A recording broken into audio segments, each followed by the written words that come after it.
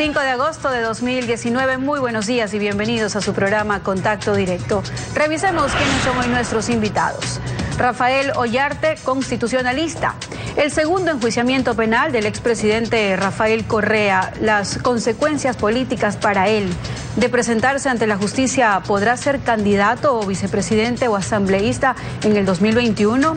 ¿En cuánto tiempo prescriben los delitos de los que la Fiscalía le formulará cargos? Vamos a analizarlo. Además, nos acompañará Vicente Tayano, asambleísta PSC Madera del Guerrero por Guayas. La iniciativa de Más Seguridad Ciudadana no solo exige un convenio con el gobierno, sino reformas penales. ¿Las facilitará Alianza País cuando sus legisladores han aplicado durante una década una legislación blanda, contraria al endurecimiento propuesto por el PSC, al que llama populismo penal? También estará con nosotros el mayor en servicio pasivo Fidel Araujo, perseguido político del 30S. Hallazgo de la Fiscalía General de 12.000 correos electrónicos que prueban la manipulación de la justicia desde Carondelet. El caso Araujo y sus fallos cambiantes están entre los 23 procesos judiciales relacionados con el 30S a los que se le metió la mano. El desesperado reclamo de la huelga de hambre de los maestros jubilados trajo del gobierno una propuesta inaceptable. Escuchemos a Alfonso Llanes, presidente de la Coordinadora de Maestros Jubilados. Al mismo tiempo que estábamos elaborando este documento, que para nosotros ya era final, el señor Sebastián Roldán hacía un pronunciamiento indicando que iba a recurrir a la ciudadanía para un aporte. Ya nos puso inquietos. En el transcurso del día, en las horas, al atardecer, los señores asambleístas se nos acercaron y nos dijeron: no les apoyamos a ustedes, señores jubilados, pero no contarán con nosotros en la aprobación de la ley económica urgente, porque ahí consta el aporte de 13 o 12 dólares que serán grabados en el 13º sueldo. Realmente esta es una propuesta, vil. Alfredo, ¿cómo estás? Muy buenos días. Muy bien, Samantha, buenos días. Buen día a todos. El rechazo ciudadano fue masivo, porque se vio muy mal que la propuesta se monte al anca de un proyecto económico urgente de reforma tributaria acordado con el Fondo Monetario. Además, el contexto de la propuesta es peor. Es la burla de Correa a la generosidad del pueblo ecuatoriano cuando aumentó el IVA, creó un impuesto transitorio al patrimonio y arranchó parte del sueldo de los trabajadores por la tragedia del terremoto de Manabí, para que buena parte se trague el despilfarro clientelar y el robo de la revolución ciudadana. La ciudadanía está intoxicada de una denunciología del gobierno para ganar popularidad, pero que no se ha judicializado en sancionar a los corruptos y recuperar lo robado, tal cual ordenó la Consulta Popular 2018.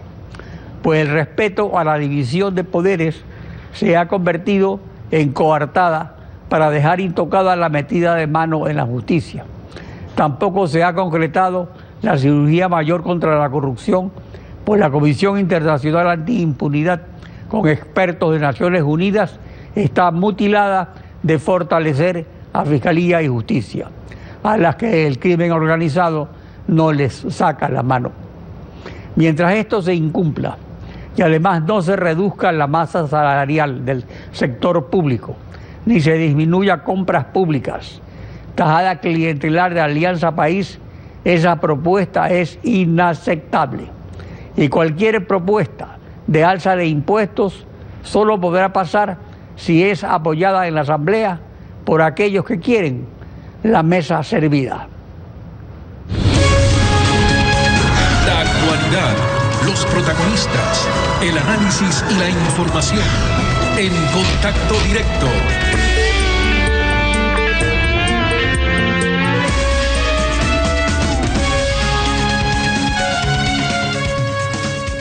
La Asamblea Nacional dio luz verde al enjuiciamiento penal del expresidente Rafael Correa. Analizaremos las consecuencias para el mandatario con Rafael Ollarte, constitucionalista, Buen día, bienvenido a Contacto Directo. Buenos días, don Alfredo. Qué placer estar con usted y con toda la audiencia de Coavisa. Gracias. La Asamblea resolvió declarar improcedente y devolver el pedido de la jueza Daniela Camacho, en el que solicitó que la Asamblea se pronuncie sobre el enjuiciamiento penal a Rafael Correa y Jorge Glass. ¿Está de acuerdo con la fórmula de la resolución de la Asamblea? Efectivamente, no es la primera vez que esto ocurre. La Constitución ecuatoriana, desde el año 1998, reinstauró la llamada inmunidad del presidente de la República, pero solo para las infracciones que se cometen y los procedimientos que se realizan durante el periodo de funciones del primer y segundo mandatarios. Concluido el ejercicio del mandato, no es necesario ninguna autorización legislativa para realizar procesamiento penal en contra del presidente o del vicepresidente de la República. Ahora, nuestros jueces, entendiendo que esto a la larga podría ocasionar en el futuro, por vía de interpretación, alguna nulidad, han preferido siempre solicitar la autorización legislativa. Eso ocurrió desde el caso de Maguad, para que el Congreso o Asamblea les digan que no se requiere la autorización legislativa en estos casos y puedan proceder sin ninguna dificultad. De la formulación de cargos depende el tipo de delito a aplicar. Podría ser peculado, soborno, extorsión o cohecho. En estos delitos, el juicio puede proseguir en ausencia. ¿Qué tipo de prescripción cabe?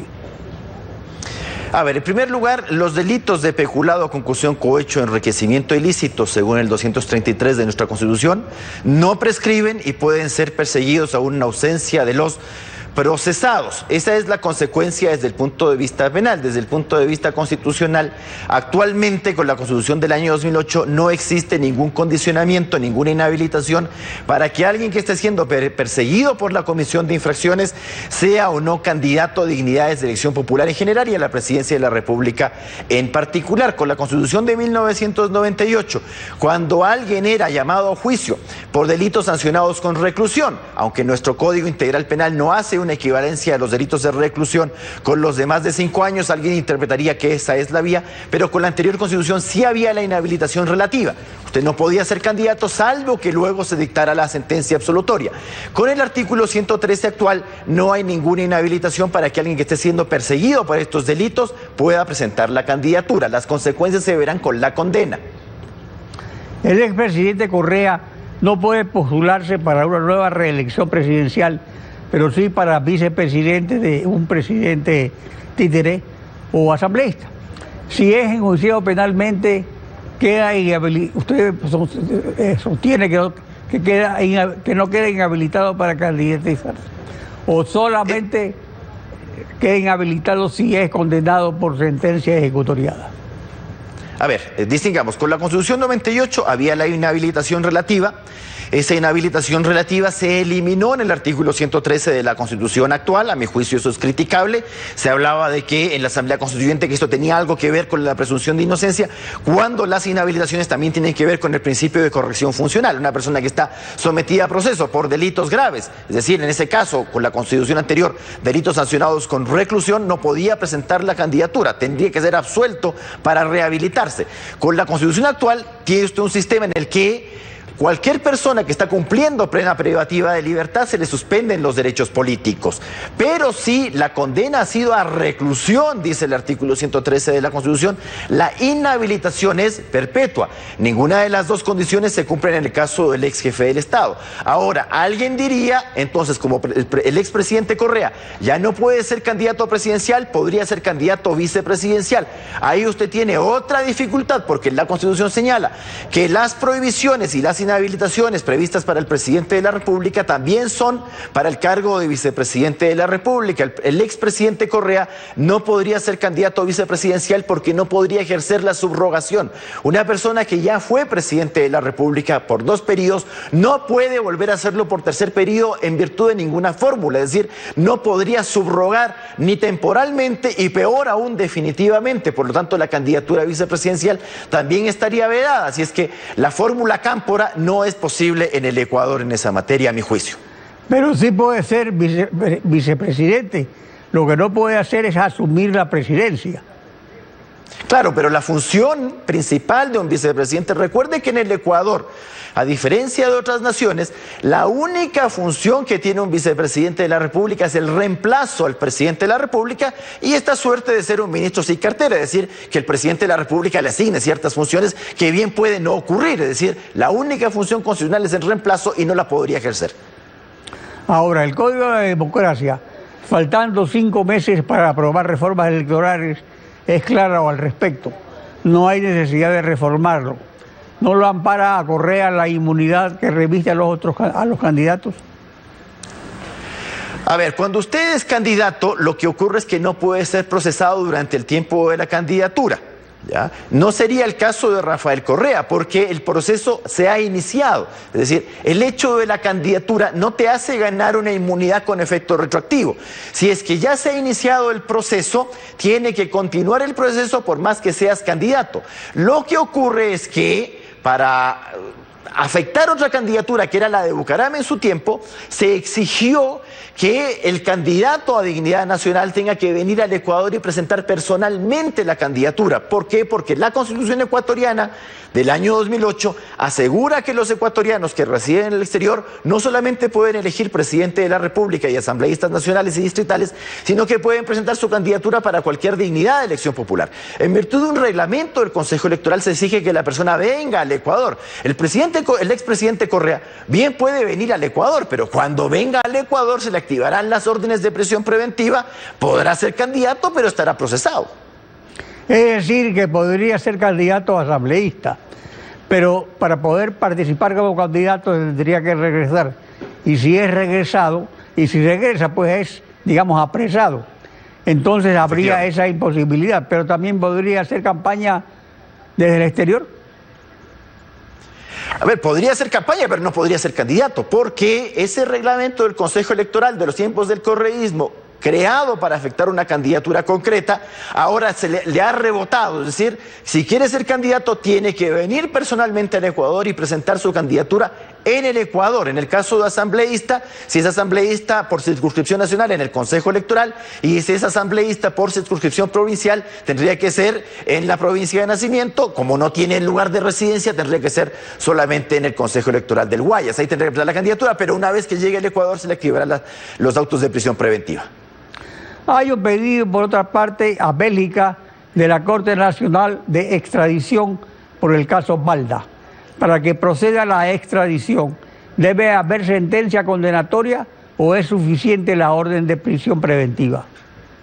No, señor, no es necesario la orden de la sentencia condenatoria. De hecho, las extradiciones operan, uno, para la ejecución de una condena que ha sido esquivada por el condenado, pero también para ser procesado. Es decir, hay gente que huye de sus naciones para evitar el procesamiento. En ese momento se pueden producir extradiciones solapadas a través de las deportaciones o se pueden producir las deportaciones regulares a través de los pedidos que se hacen a través de la Cancillería por la Corte Nacional de Justicia. Ahora, como usted no tiene un derecho internacional de extradiciones, pero sí tiene unas normas generales respecto del régimen de extradición, yo no creo que el expresidente Correa incurra en ninguna de las causales que prohíbe la extradición. No se le está persiguiendo por delitos que tienen condenas menores de 1 año, no se lo está persiguiendo por delitos políticos, militares o religiosos, no se lo está persiguiendo siendo él nacional del estado donde ha buscado el asilo, porque además si él fuera nacional belga no podría tener asilo en la propia nación. Pero claro, habrá que demostrar otras cuestiones que tendrá que ser analizado por la justicia belga, porque sin duda el expresidente Correa alegará que su persecución es de carácter político. Ahora, con orden de prisión preventiva, puede ser detenido en Bélgica, pero retenido y no entregado en extradición. Bueno, si cuando se activa la prisión preventiva en virtud de la difusión roja se le detiene a la persona no con fines de extradición, sino con fines de realizar el procedimiento de extradición. No es que usted lo detiene y lo devuelve al estado requirente, sino que tiene que revisar los procedimientos de extradición regular. Y eso es lo complicado, eso es lo que ha dificultado muchas veces en el Ecuador que las personas que han delinquido en nuestro país vuelvan al Ecuador a responder ante la justicia. Rafael Ollarte, constitucionalista, gracias por acompañarnos en Contacto Directo. Siempre un placer. Samantha. Y tras la pausa, Vicente Tayano, asambleísta por Guayas de PSC Madera de Guerrero. La norma penal más dura para la seguridad ciudadana es llamada populismo penal por Alianza País, que prefiere una norma más blanda. En pocos minutos estamos de vuelta.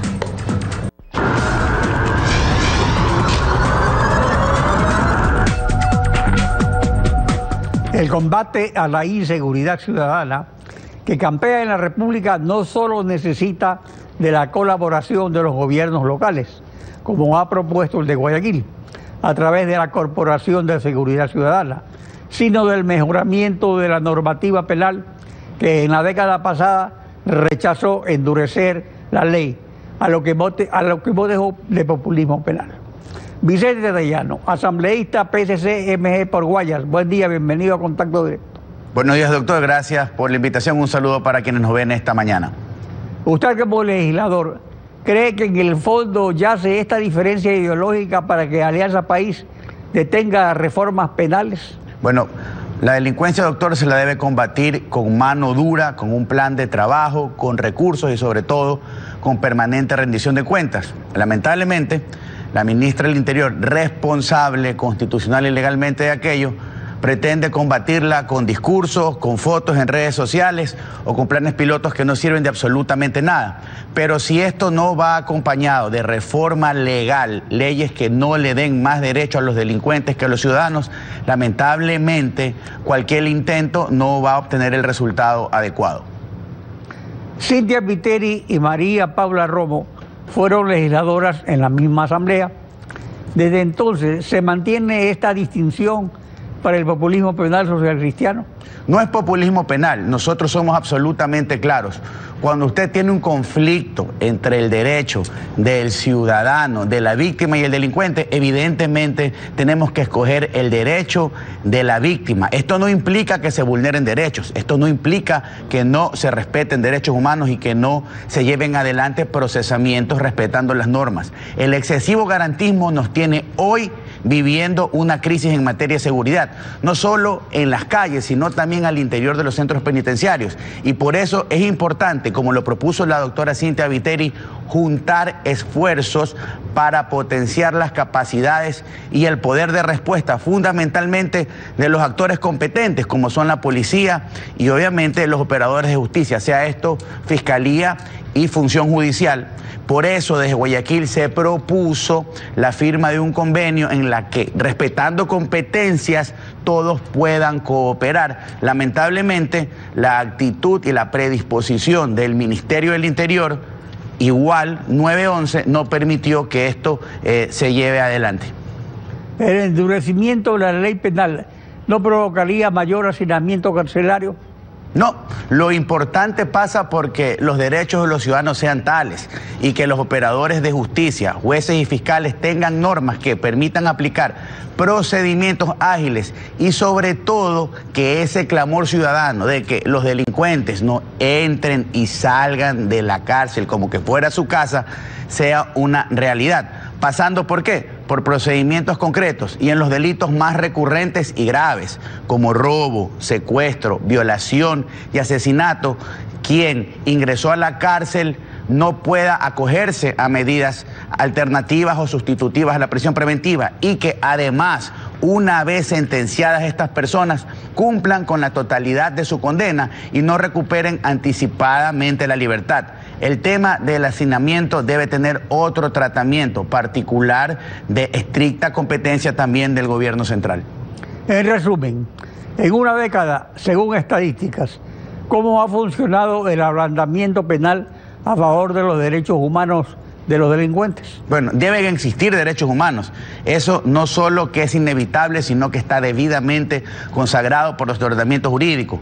Pero hay una contraposición cuando se le da más derecho al delincuente en relación a la víctima. Y eso es precisamente lo que nuestro proyecto de reforma legal busca, que hayan procesamientos ágiles, pero que mientras no cambie el sistema jurídico, ni la inversión, ni la planificación van a poder resolver el problema. Y de allí lo importante, que lo antes posible esta reforma anunciada en la Asamblea Nacional a la legislación penal sea aprobada, reitero, para que sirva como un elemento de trabajo de los operadores de justicia, jueces, fiscales, pero sobre todo en lo de fondo, garantía para defender la vida y los bienes de los ciudadanos. El caso es que hace 2 años usted y el bloque PSC presentaron un proyecto de ley contra el microtráfico de drogas. Y hace 1 año el entonces alcalde Jaime Nebot presentó otro proyecto de reforma al Código Integral Penal. ¿En qué estado se encuentra el trámite de esos proyectos de ley? Reformas que tomaron mucho tiempo y que generaron un debate intenso por el contenido de las mismas. Ambas hoy ya son parte de un informe para que sea votado en segundo debate tentativamente esta semana ya en el Pleno de la Asamblea Nacional. Lo cual es importante porque sí, se está incorporando al ordenamiento jurídico normas importantísimas. Preocupa, por ejemplo, en la propuesta de eliminar una referencia que permite que en el Ecuador exista una tabla de porte de drogas, este particular no haya sido tomado como un asunto de fondo en esta reforma por conceptos ideológicos, y cuando lo que hemos propuesto es que una vez que no exista la tabla, se respete sí el derecho del consumidor para que no sea criminalizado, pero que exista un mecanismo para determinar quién es consumidor y quién es microtraficante. Y por otro lado, que en el tema de fondo, doctor, haya una alternativa para ponerle una especie de de tapón a que las calles día a día sigan siendo inundadas por drogas en pequeñas cantidades. Si ese no es el camino, yo quisiera saber de quienes están en contra de esta propuesta, cuál es la solución para que nuestros niños jóvenes no sigan perdiendo la vida con el consumo de drogas vía microtráfico.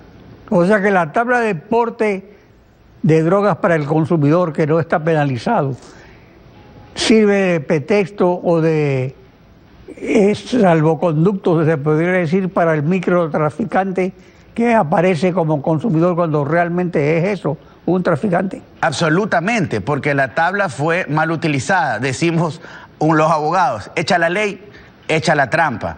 ¿Y qué fue lo que sucedió, doctor? Si bien es cierto, hay que darle garantías al consumidor, escogimos el camino equivocado a través del establecimiento de una tabla. Primero debimos haber censado, determinado, carnetizado quién es el consumidor, y si el Estado quería darle una garantía, probablemente inclusive establecer el mecanismo de suministro, pero aquí hicimos lo contrario, abrimos el porte, y esa apertura del porte dio paso a que la situación se desborde y que hoy cualquier persona pueda apartar determinado número de sustancias en las cantidades que establece esta tabla y alegue que es consumidor, pero no hay un mecanismo real para validarlo. Ahora, es un tema que enfrentamos. La palabra carnetizar sonaría contraproducente, pero es realmente procedente porque se considera que es un problema de salud el consumo de drogas, es decir, que la carnetización sería aceptada voluntariamente por todos los consumidores que no son penalizados. Bueno, puede ser el término carnetizar o no, pero coincido con usted, doctor. Lo importante es determinar la persona que está viviendo el problema, porque la adicción es un problema de salud pública y hay que individualizarlo para darle tratamiento adecuado. Y esto pasa por varios factores, no solo por la persona que está en etapa de consumo, sino también desde la prevención y luego la rehabilitación. Se equivocaron cuando pasaron un sistema de tablas de porte. Es correcto que existan parámetros para sancionar, porque no era posible que alguien que, por ejemplo, era aprendido con 1 kilo de una sustancia prohibida tenga la misma pena que el que está aprendido con 1 tonelada, de acuerdo con la proporción, pero la liberalidad, la apertura para el porte hoy ha creado un problema, y allí lo importante es que esto sea debidamente normado, que exista un mecanismo claro, puntual, para diferenciar entre consumidor y entre traficante, y que la ley haga su trabajo. Y respecto al proyecto de reformas al Código Integral Penal, que no ha sido aceptado. Bueno, es un tema que ya avanzó, fue incorporado la gran mayoría de observaciones. De hecho, hicimos 2 precisiones importantes. La primera, que existe una norma para que la Policía Nacional, exactamente igual que en el caso del retiro de armas de fuego, lo pueda hacer con las armas blancas y objetos cortopunzantes. ¿Y por qué? Porque las estadísticas señalan que el mayor número de delitos contra los bienes y contra la vida de personas y de mujeres fundamentalmente son cometidos con arma blanca. Por lo tanto, quien porte en el bus, en un un centro comercial, en un centro de distracción, en un restaurante, un cuchillo, un arma cortopunzante, que no esté vinculada con su quehacer, con su actividad profesional, académica o agrícola, la policía ahora sí podrá intervenir, retirarlo y destruirlo. Y ahora, en el tema del policía es elemental. Nosotros exigimos que la policía cumpla su trabajo, pero ni siquiera le damos garantías, doctor, y país. Esto es grave. Hoy hay cientos de policías que están detenidos por haber actuado en el ejercicio de su deber, por haber inmovilizado a un delincuente. Son denunciados por lesiones, por tentativa de asesinato. ¿Qué proponemos? Que un policía que en el ejercicio de su cargo, en el cumplimiento de su deber, reciba una acusación, al menos durante el decurso del proceso, no vaya a la cárcel y que más bien su situación sea resuelta en una sentencia que ratifique o el estado de inocencia o establezca una sanción si ocurrió algo indebido. Vicente Dayano, asambleísta Madera de Guerrero, PSC. Gracias por participar en Contacto Directo. A usted, doctor. Samantha. Y cuando regresemos, el mayor en servicio pasivo Fidel Araujo, perseguido político del 30S, la olla destapada de arroz verde también encerraba el financiamiento de la metida de mano a la justicia. En pocos minutos estamos de vuelta.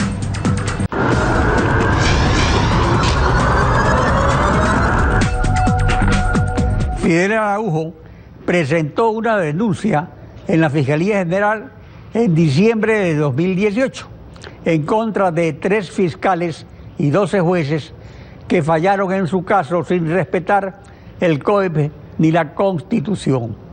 La investigación de Fiscalía sobre el caso Sobornos 2012-2016 ha hallado evidencias que desde la Presidencia de la República se manipulaba a la justicia. Fidel Araujo, perseguido político del gobierno del expresidente Correa. Buen día, bienvenido a Contacto Directo. Doctor, buenos días Ecuador.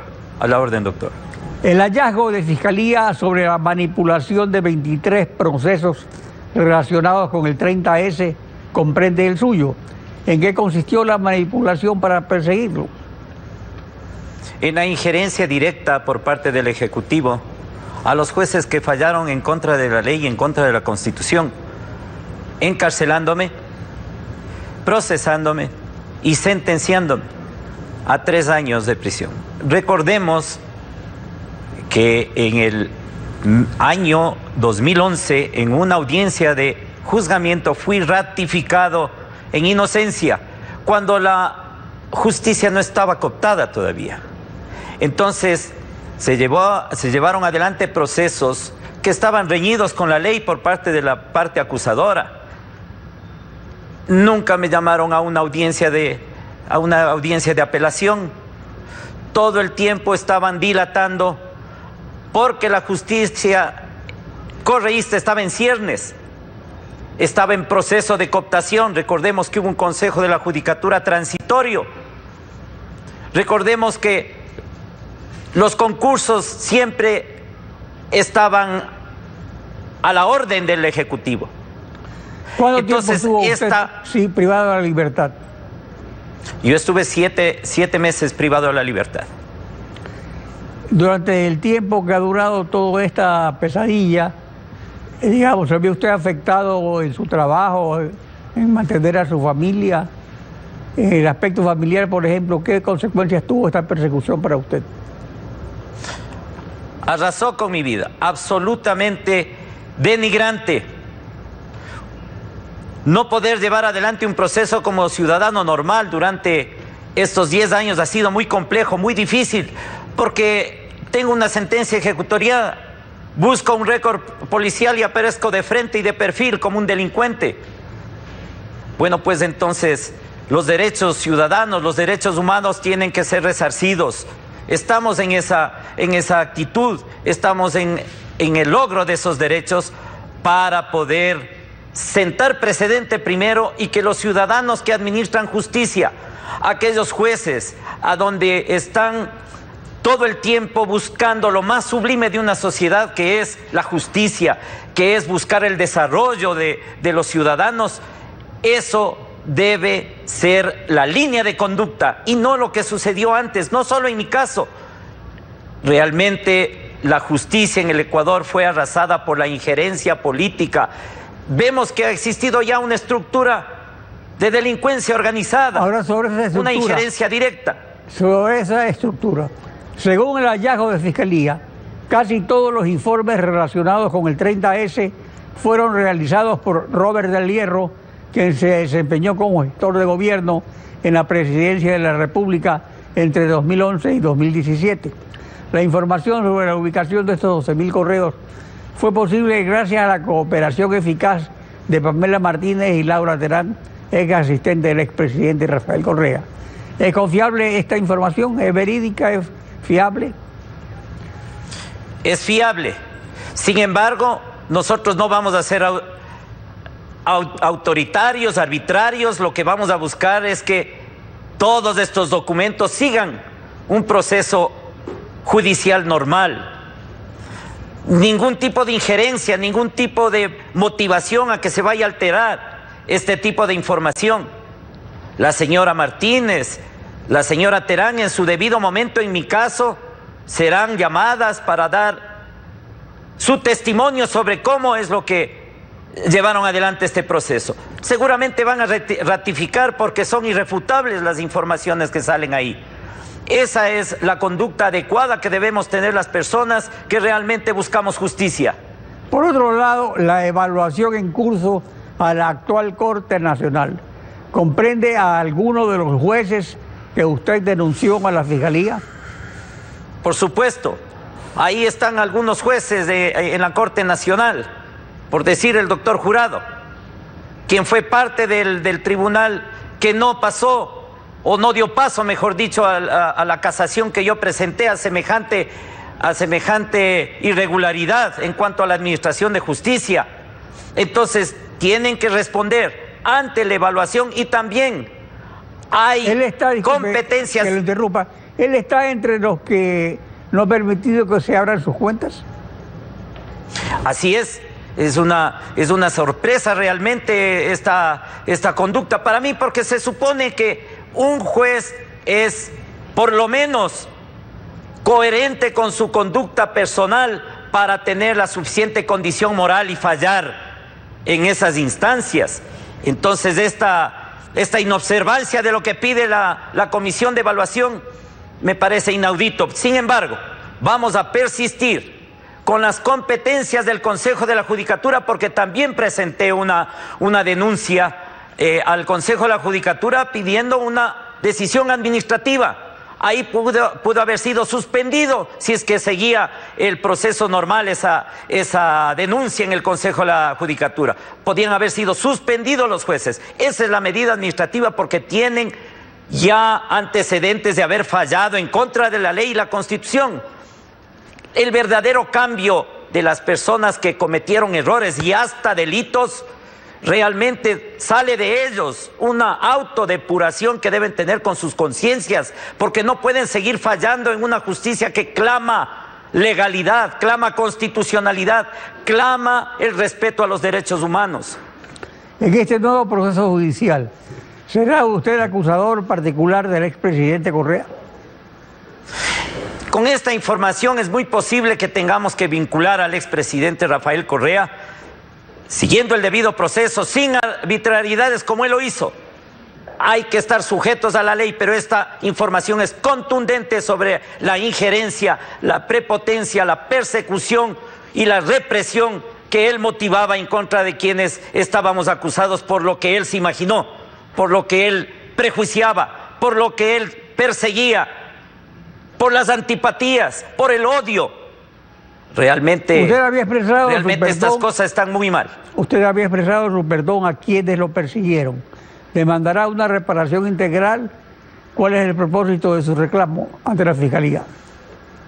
La reparación integral es una obligación moral del Estado, de la sociedad, frente a personas que fuimos vilipendiadas, fuimos arrasadas.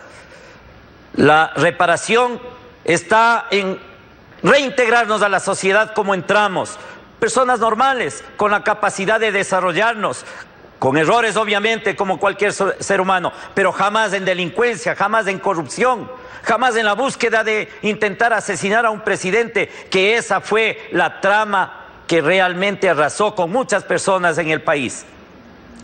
Aparte de los reclamos que ha presentado ante la Justicia Nacional, ¿ha presentado algún reclamo internacional ante la Corte Interamericana, ante la Comisión Interamericana de Derechos Humanos? Hicimos el intento inicialmente con la defensa, pero estoy convencido que primero hay que hacer la búsqueda de justicia aquí en el Ecuador. Se deben culminar las instancias acá, se deben agotar esas instancias para seguir el proceso a nivel internacional. Es decir, que agotadas las instancias nacionales, según lo determina la propia Convención Americana, procederían entonces en consecuencia las instancias internacionales. Así es, pero tengo la certeza, digo, de que aquí en el país habrá la certificación moral por parte de quienes administran justicia, por parte del Ejecutivo, para que aquellos ciudadanos que fuimos afectados por estas mentiras seamos resarcidos como corresponde, de acuerdo a la ley, de acuerdo a la Constitución de la República. Y aparte de eso, es evidente que la evaluación que está haciendo la Corte debe tener en cuenta esa información y luego también debe procederse así en el juicio por sobornos que está siguiendo la Fiscalía. Fidel Araujo, gracias por venir en Contacto Directo. Muchas gracias, doctor. Samantha. Bien, así concluimos Contacto Directo. Gracias por acompañarnos. Alfredo, amigos, nos vemos el día de mañana. Mañana continuamos rayando la desinformación en Contacto Directo.